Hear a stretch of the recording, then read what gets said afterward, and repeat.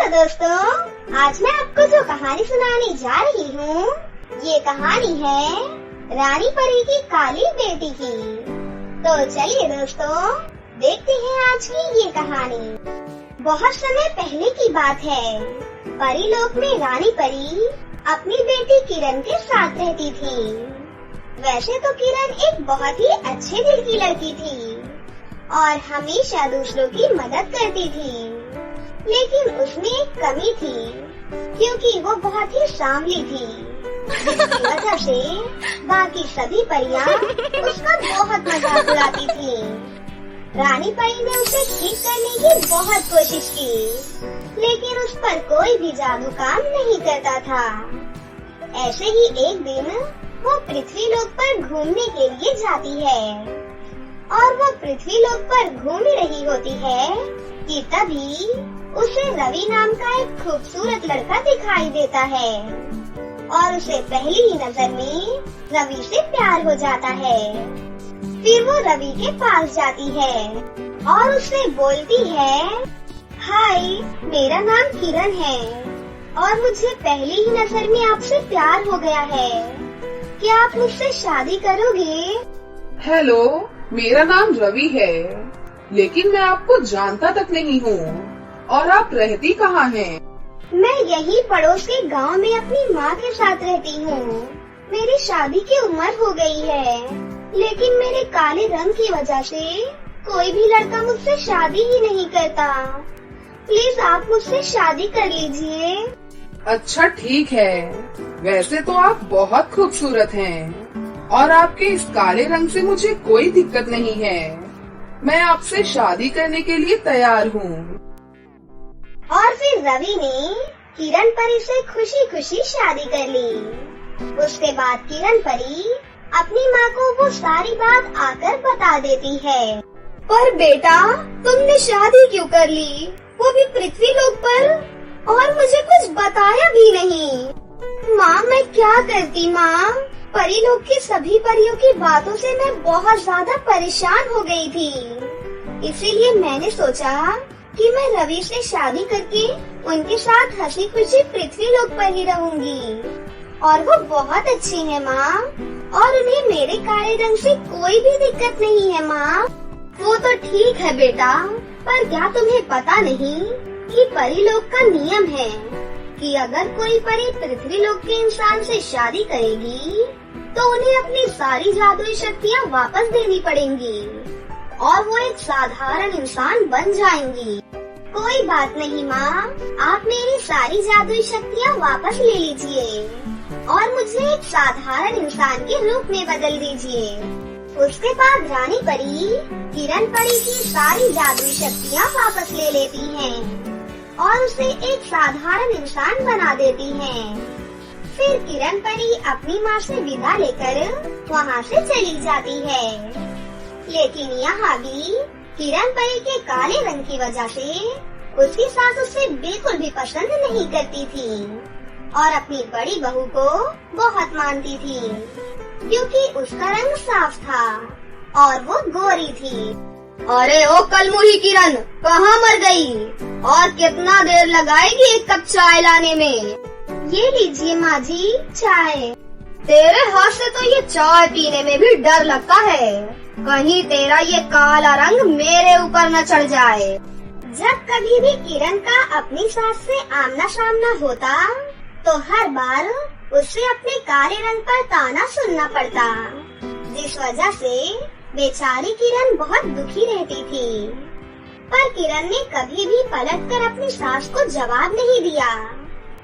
एक दिन उसकी सास किरण से बोलती है, सुन छोटी बहू, गांव से मेरी सहेलियां आएंगी, उनके लिए अच्छे अच्छे खाने बनाना, समझ गई ना? ठीक है माँ जी। बड़ी बहू, तुम बहुत अच्छे से तैयार हो जाना, तुम्हें देखकर वो सब बहुत खुश होंगी। ठीक है मम्मी जी, मैं तैयार हो जाऊंगी। फिर कुछ ही देर में उनकी सास की सहेलियां घर पहुंचती हैं। उनकी सहेलियां बढ़िया बढ़िया खाना देखकर बोलती हैं, अरे वाह रेखा, तेरी छोटी बहू तो बहुत ही बढ़िया खाना बनाती है। अरे छोड़ो, खाना बनाने में ऐसा क्या है, कोई भी बना लेगा। मैं अपनी बड़ी बहू से मिलाती हूँ तुम्हें, कितनी गोरी और सुंदर है वो। हाँ, अरे बड़ी बहू जरा बाहर तो आना। फिर बड़ी बहू बाहर आती है। नमस्ते। अरे वाह, बड़ी बहू तो बहुत ही गोरी है। कुछ काम काज भी जानती है या नहीं? ऐसा लग रहा है कि रेखा छोटी बहू को घर का काम कराने और बड़ी बहू को रानी बनाने के लिए लाई है। ये सब सुनकर किरण परी को बहुत दुख होता है, लेकिन किरण इस बारे में रवि को कुछ बोल भी नहीं सकती थी, क्योंकि रवि अपनी माँ के खिलाफ एक शब्द भी नहीं सुनना चाहता था। पर उसकी माँ के ताने दिन ब दिन बढ़ते ही जा रहे थे, जो उसकी बर्दाश्त से बाहर हो रहा था। एक दिन किरण रसोई में काम कर रही थी कि तभी वहाँ पर बड़ी बहू भी आ गई। बड़ी बहू किरण को नीचा दिखाने का कोई भी मौका नहीं छोड़ती थी। सुनो, मेरे लिए फटाफट बिरयानी बना दो, मुझे बहुत भूख लगी है। ठीक है, मैं थोड़ी देर में बना दूंगी। ये सुनकर बड़ी बहू जानबूझकर रोने का नाटक करते हुए किचन से बाहर निकल गई और झूठ मूठकर अपनी सास से किरण की शिकायत कर देती है। माँ जी, मुझे भूख लग रही थी, मैंने किरण से कहा कि मेरे लिए बिरयानी बना दो, तो उसने साफ मना कर दिया और मुझसे कहा कि आप पूरे दिन बस बैठकर मेकअप ही करते रहती हो, अगर बिरयानी खानी है तो खुद ही बना लो। इतना बोलकर बड़ी बहू जानबूझकर जोर जोर से रोने लगती है। ये सुनकर उसकी सास को बहुत गुस्सा आता है और वो गुस्से से किरण को बोलती है, अरे ओ कलमुही, तेरी हिम्मत कैसे हुई मेरी बड़ी बहू को रुलाने की? तुझे तो मैं अभी मजा चखाती हूँ। उसकी सास किरण के बाल पकड़कर धक्के मारकर उसे घर से बाहर निकाल देती है और किरण रोते हुए वहाँ से चली जाती है और पास वाले जंगल में बैठकर रोने लगती है कि तभी उसके रोने की आवाज सुनकर उसकी माँ रानी परी उसके सामने आ जाती है और उससे पूछती है, क्या हुआ बेटा, तुम क्यों रो रही हो और तुमने अपनी ये कैसी हालत बना ली है? किरण परी अपनी माँ को वो सारी बातें बताती है। इसी वजह से तुमने परी लोग को छोड़ दिया, लेकिन यहाँ भी लोग तुम्हें चैन से नहीं जीने दे रहे हैं। लेकिन अब तुम चिंता मत करो मेरी बच्ची, मैंने बहुत सारी कोशिशों के बाद इसका हल ढूंढ निकाला है। उसके बाद रानी परी वहाँ पर एक जादुई लिपस्टिक प्रकट करती है। बेटा, ये एक जादुई लिपस्टिक है, इसे लगाते ही तुम बहुत ही गोरी और खूबसूरत हो जाओगी। फिर कोई भी तुम्हारा मजाक कभी नहीं उड़ाएगा और तुम्हारी जादुई शक्तियाँ भी तुम्हारे पास वापस आ जाएंगी और तुम फिर से एक परी बन जाओगी। फिर किरण परी जैसे ही उस जादुई लिपस्टिक को लगाती है कि तभी वो बहुत ही सुंदर हो जाती है और उसकी सारी जादुई शक्तियाँ भी वापस आ जाती हैं। आपका बहुत बहुत शुक्रिया माँ, आपने मेरी सारी मुसीबत ही दूर कर दी। चलो बेटा, अब तुम वापस अपने परीलोक चलो, ये दुनिया तुम्हें जीने नहीं देगी बेटा, चलो वापस चलो। नहीं माँ, मैं अपने पति के साथ ही रहना चाहती हूँ और अब तो आपने मुझे इतना सुंदर बना दिया है। अब आप देखना माँ, सब लोग मुझसे कितना प्यार करेंगे। अच्छा ठीक है बेटा, जैसी तेरी मर्जी, अब मैं चलती हूँ, लेकिन अपना अच्छे से ख्याल रखना बेटा। हाँ माँ, आप मेरी चिंता मत करें, बस आप अपना अच्छे से ख्याल रखना। उसके बाद रानी परी वहाँ से चली जाती है। वहीं उसके घर में अचानक उसकी सास की तबीयत बहुत खराब हो जाती है। उनकी देखभाल के लिए कोई नहीं होता। बड़ी बहू तो हमेशा अपने मेकअप में ही लगी रहती है।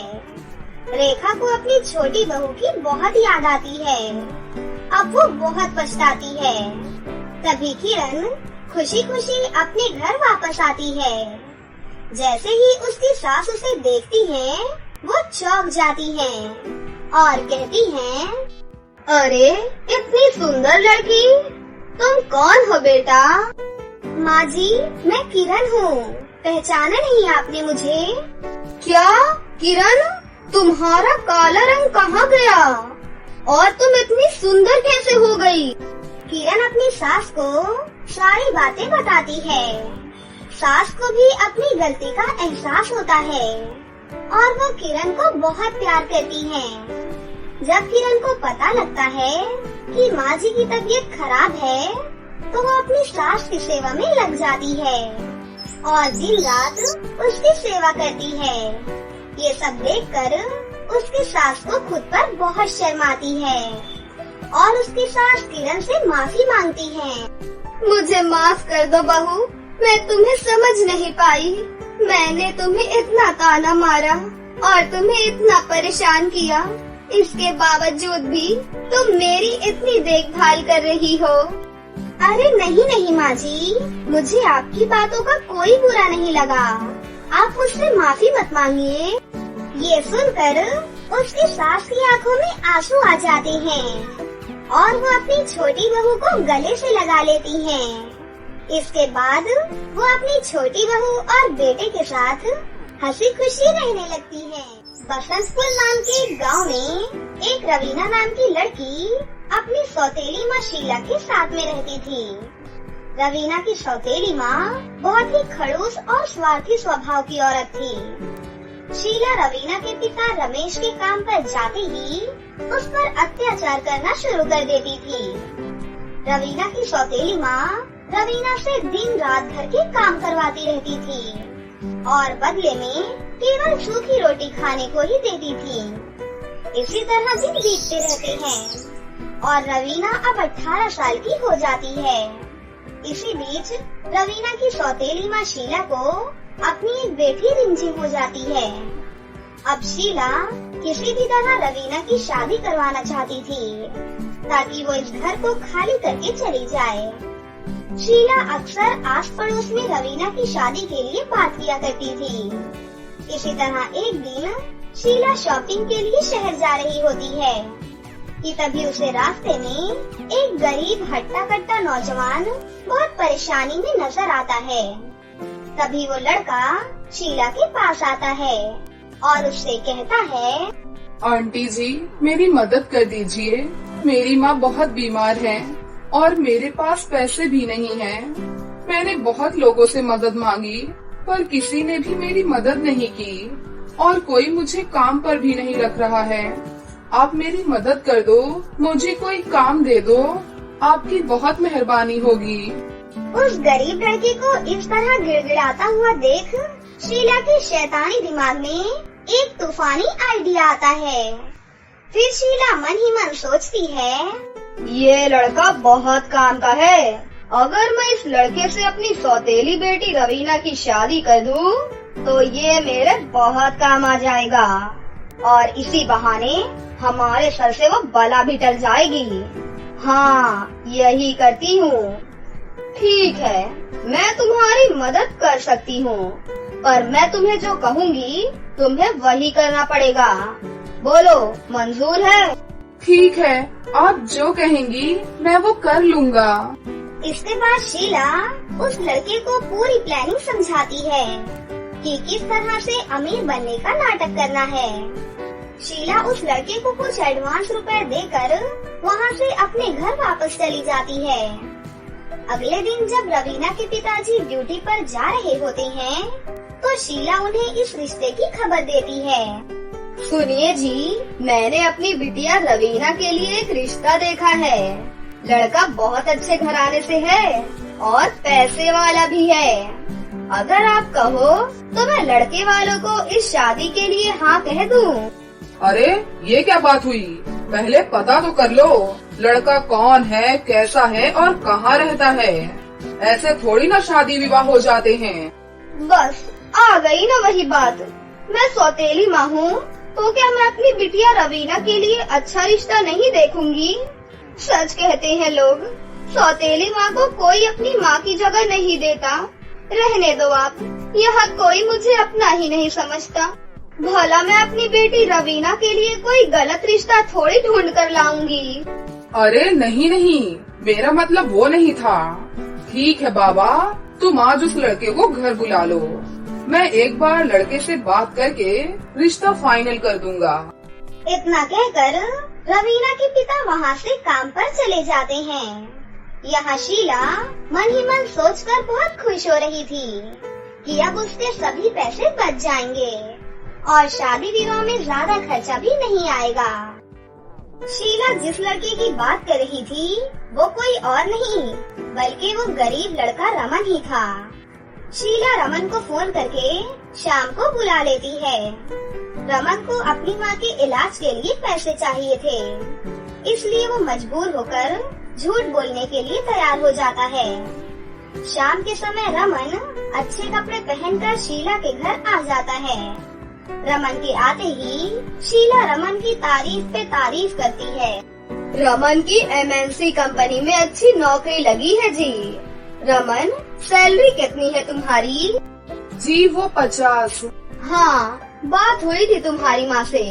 वो कह रही थी शुरुआत में कंपनी तुम्हें 50,000 रूपए महीना दे रही है। तो कब जाना है तुम्हें बेटा?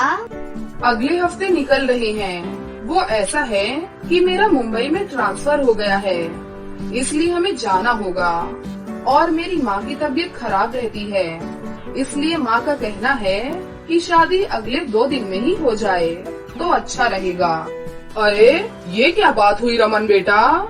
शादी विवाह जैसे फंक्शन में तो टाइम लगता है। 2 दिन में हम इतना सब कुछ कैसे करेंगे बेटा?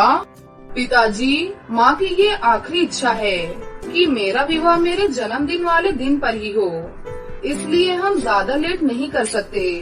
हमें दहेज भी नहीं चाहिए। रमन, तुम ये रिश्ता पक्का समझो बेटा।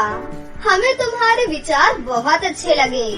हम 2 दिन में शादी के लिए तैयार हैं। इस तरह शीला रवीना के पिताजी को बोलने का मौका ही नहीं देती और खुद ही रिश्ता तय कर देती है।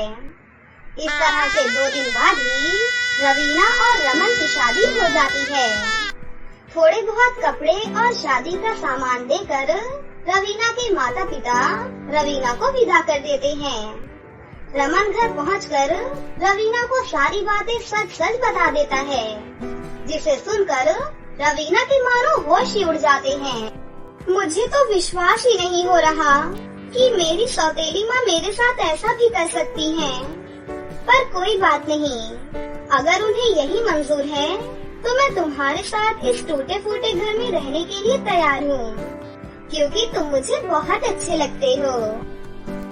इस तरह से उस दिन के बाद से रमन जो भी थोड़े बहुत रुपए कमाता, उससे ही रवीना अपना घर चलाया करती थी। रमन के पास कोई काम धंधा नहीं था, इसलिए वो जंगल से लकड़ियाँ काट कर अपना गुजारा करता था। फिर भी एक इंसान की लकड़ियाँ काटने से गुजारा नहीं हो पा रहा था। रमन की कमाई का अधिकतर पैसा उसके माँ के इलाज में ही लग जाया करता था, इसलिए रवीना भी रमन के साथ जंगल जाने का फैसला करती है। उस दिन के बाद से दोनों पति पत्नी मिलकर जंगल से लकड़ियाँ काटते और उन्हें ले जाकर बेच दिया करते थे।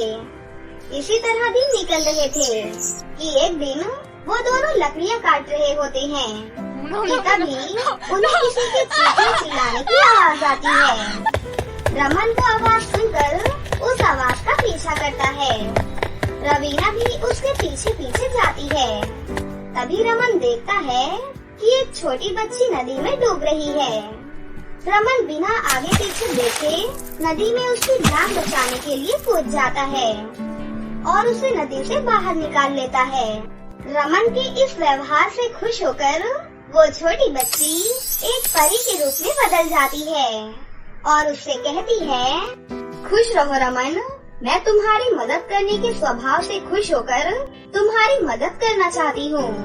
मुझे पता है कि तुम बहुत गरीब हो और तुम्हारे पास रहने के लिए एक अच्छा घर भी नहीं है, मैं तो बस तुम्हारी परीक्षा लेना चाहती थी। ये लो, ये जादुई चक्की तुम ले जाओ। ये चक्की तुम्हें हर रोज सुंदर सुंदर सोने चांदी के फ्रॉक देगी, जिन्हें बेचकर तुम अपना गुजारा कर सकते हो। इसके साथ साथ तुम इससे खाने पीने की चीजें भी मांग सकते हो। पर ध्यान रहे, ये चक्की कभी किसी लालची इंसान के हाथों में ना आए, नहीं तो इसका परिणाम अच्छा नहीं होगा। इतना कहकर वो परी वहाँ से गायब हो जाती है। रमन और रवीना परी की वो जादुई चक्की देखकर बहुत खुश होते हैं और दोनों खुशी खुशी वो चक्की लेकर घर आ जाते हैं। घर आकर रमन जादुई चक्की से बहुत सारे सोने चांदी के फ्रॉक मांगता है और देखते ही देखते उसके सामने बहुत सारे सोने चांदी के फ्रॉक आ जाते हैं। ये देखकर वो दोनों बहुत खुश होते हैं और खुशी से नाचने लगते हैं। इस तरह से उस दिन के बाद रमन वो सभी सोने चांदी के फ्रॉक सुनार की दुकान पर जाकर बेच दिया करता था। रमन को फ्रॉक बेचकर जो भी रुपए मिलते थे उससे वो अपने घर का खर्चा निकालता और बाकी बचे रुपयों को गरीबों में बांट दिया करता। इस तरह धीरे धीरे करके उन दोनों ने अपना एक बड़ा घर खरीद लिया था और अब रमन की माँ भी बिल्कुल ठीक हो गई थी। उस दिन के बाद वो अपने आगे का जीवन बहुत ही खुशी खुशी बिताते हैं।